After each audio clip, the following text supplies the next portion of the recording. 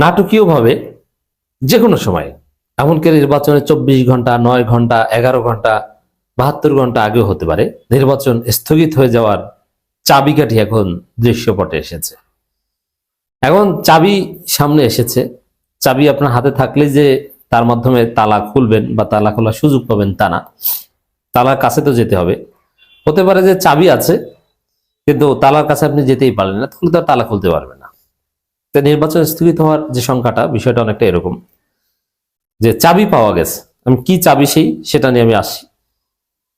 এখন সেই চাবি নিয়ে তালার কাছে যেতে পারবে কি পারবে না, it's up to professor Yunus. কিন্তু চাবিকাঠি স্পষ্ট, দৃশ্যমান। পরিস্থিতি দ্রুত ভিন্ন দিকে চলে যাচ্ছে। দর্শক, আপনারা জানেন যে যমুনার সামনে এক অনাকাঙ্ক্ষিত পরিস্থিতি তৈরি হয়েছে, যেই পরিস্থিতি ক্ষণে ক্ষণে জটিল থেকে জটিলতর হচ্ছে।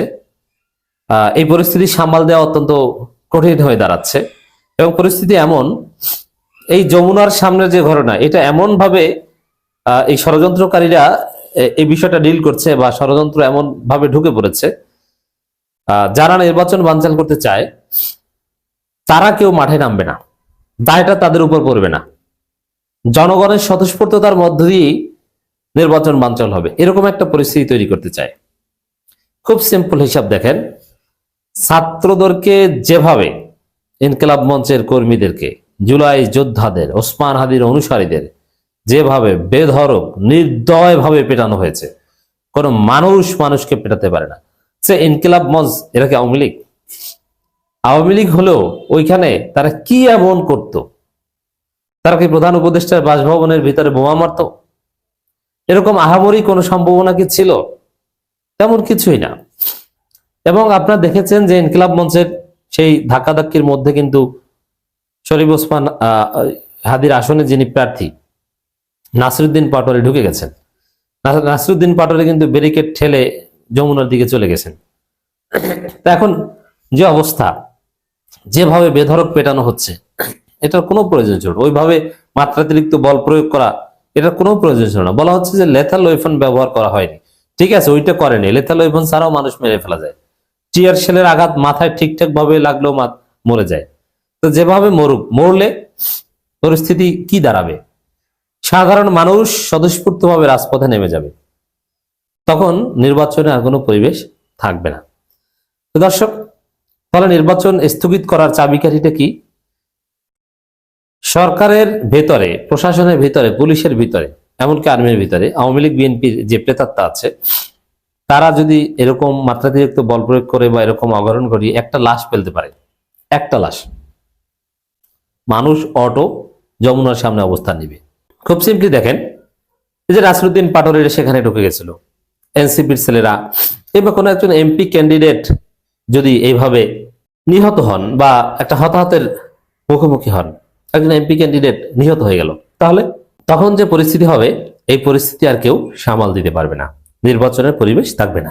অথবা ঢাকা বিশ্ববিদ্যালয়ের কোনো একজন শিক্ষার্থী যদি এই ধাক্কাধাক্কির মধ্যে, টিয়ার শেলের মধ্যে, সাউন্ড গ্রেনেডের মধ্যে, অথবা তারা বলছে যে আগ্নেয়াস্ত্র ব্যবহার করছে না, কিন্তু বলা যায় না, প্রশাসনের মধ্যে থেকে কেউ একটা ট্রিগার চেপে দিতে পারে, যদি একজনকে মেরে ফেলা যায়, তাহলে যে পরিস্থিতি স্বতঃস্ফূর্তভাবেই তৈরি হবে, আমরাই যেভাবে রাস্তায় নামতে বাধ্য হব, তাতে নির্বাচন করা আদৌ সম্ভব হবে না। তাহলে নির্বাচন স্থগিত করার চাবিকাঠিটা কি? এই যে পুলিশ মাত্রাতিরিক্ত বল প্রয়োগ করে জুলাইপন্থীদের উত্তেজিত করেছে, আর বিএনপি নির্বাচনে হারার শঙ্কা রয়েছে, এ কারণে তারাও নির্বাচন বানচাল করতে চাইতে পারে। আর আওয়ামী লীগ তো অলওয়েজ সুযোগ খুঁজবে কিভাবে নির্বাচন বানচাল করা যায়। তো এগুলোর মধ্য দিয়ে ওই প্রশাসনের মধ্যে থাকা বিএনপি আওয়ামী লীগের এজেন্টরা যদি এরকম একটা অঘটন ঘটিয়ে দেয়, ওইটি হচ্ছে নির্বাচন স্থগিত করা চাবিকাঠি। আর মানে একটা লাশ ফালালেই হয়ে গেল, জায়গা মতো একটা ফালাতে পারলেই ঘটনা ডান। দর্শক, এই চেষ্টা চলছে, কিন্তু এই জন্য যেসব পুলিশ শিক্ষার্থীদের উপর, জনতার উপর মাত্রাতিরিক্ত বল প্রয়োগ করেছে, যদিও আর বল প্রয়োগ না করলেও ঘটনার রেশ কোথায় গিয়ে ঠেকে বলা যায় না। যেমন ক্ষণে ক্ষণে ডাক আসছে রাজুতে অবস্থান করার, রাজু ভাস্কর্যে, আবার শাহবাগে জড়ো হচ্ছে, শাহবাগে ধাওয়া পাল্টা ধাওয়া। নির্বাচনের আগ মুহূর্তে ভাবে শাহবাগে জড়ো হতে দিবে কিনা, কতক্ষণ জড়ো হতে দিবে। আবার সরকার বাধ্য হয়ে জাতিসংঘকে ডেকে আনছে, তারা আবার কি না কি করে। অনেক প্রশ্ন আসছে, যে প্রশ্নগুলো অত্যন্ত জটিল এবং এর কনসিকুয়েন্স অত্যন্ত তীব্র। দর্শক খবর দেখেন, এবার শাহবাগ ব্লকেড, এই শাহবাগ ব্লকেড, রাজু ভাস্কর্য ব্লকেড, এরপরে দেখবেন যে শাহবাগ ব্লকের যমুনা পর্যন্ত ছড়িয়েছে, মিন্টো রোড, ইন্টারকন্টিনেন্টাল আশেপাশে সব জায়গায় ছড়িয়েছে। তখন তখন পরিস্থিতি বেগতিক হয়ে উঠতে পারে। আর তখন ওই জায়গাগুলো নিয়ন্ত্রণ করতে আবার সরকার বল প্রয়োগ করবে। তখন সুযোগে কেউ একটা ট্রিগার টিপে দিবে, একজন মারা যাবে, তারপরে নির্বাচন পিছন থেকে ঢুকে যাবে।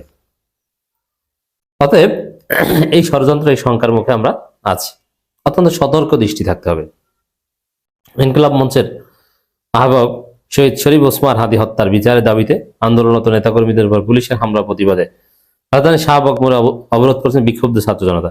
এ সময় যান চলাচল বন্ধ হয়ে যায়। দেখেন, প্রথমে যমুনার সামনে ছিল অল্প কয়েকজন ইনকিলাব মঞ্চের কর্মী, কিন্তু এরপরে সেই হতাহতের পর যখন শাহবাগ অবরোধের ঘটনা ঘটেছে, তখন হাজার হাজার ছাত্র জনতা, এবং সামনে দেখবেন ওরা ডাক দিলে আরো মানুষ নেমে আসে। কারণ ওসমান হাদিকে মানুষ ভুলে নেই। ওসমান হাদির স্ত্রী যদি এসে ওখানে অবস্থান নেয়, সে একটা মশারিটা নিয়ে যদি ওখানে পর্দার মধ্যে থাকে, লক্ষ লক্ষ মানুষ রাজপথে নেমে আসতে পারে। তখন মানুষ ঘর থেকে চাল ডাল নিয়ে আসবে স্বতঃস্ফূর্ত হবে। এখানে কোনো বিরিয়ানি খাওয়ানোর দরকার নেই, এমনি এমনি আসবে। কোনো পেইড আন্দোলন না, স্বতঃস্ফূর্ত আন্দোলন। তো জনগণের স্বতঃস্ফূর্ত আন্দোলনকে ডিসপার্স করা যায় না, এটা করতে গেলে উল্টো অ্যাকশন হবে।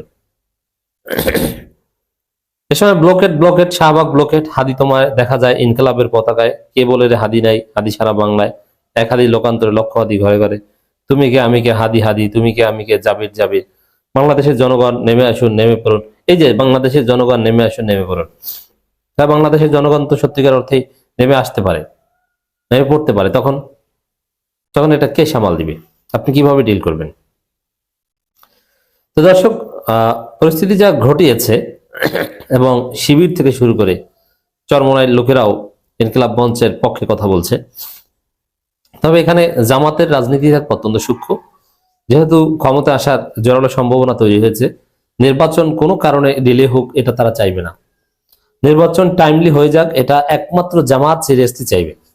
এমনকি দেখেন, এখানে চরমোনাই এমনিতে বিভিন্ন জায়গায় পাওয়া যায় না, কিন্তু ইনকিলাব মঞ্চের উপর হামলার প্রতিবাদে চরমোনাই কিন্তু এগিয়ে এসেছে। ইসলামী ছাত্র আন্দোলন আনুষ্ঠানিকভাবে বিবৃতি দিয়েছে।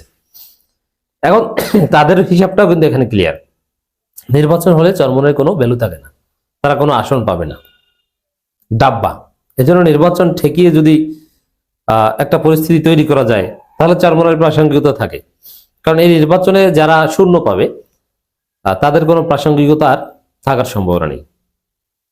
তাহলে বুঝেন যে নানান পক্ষ তাদের প্রাসঙ্গিকতার স্বার্থেই এই যে সৃষ্ট পরিস্থিতি, শাহবাগে, যমুনার সামনে, ইন্টারকন্টিনেন্টালে, রাজু ভাস্কর্য, ঢাকা বিশ্ববিদ্যালয়, এগুলোকে কাজে লাগিয়ে এগুলো হচ্ছে চাবিকাঠি।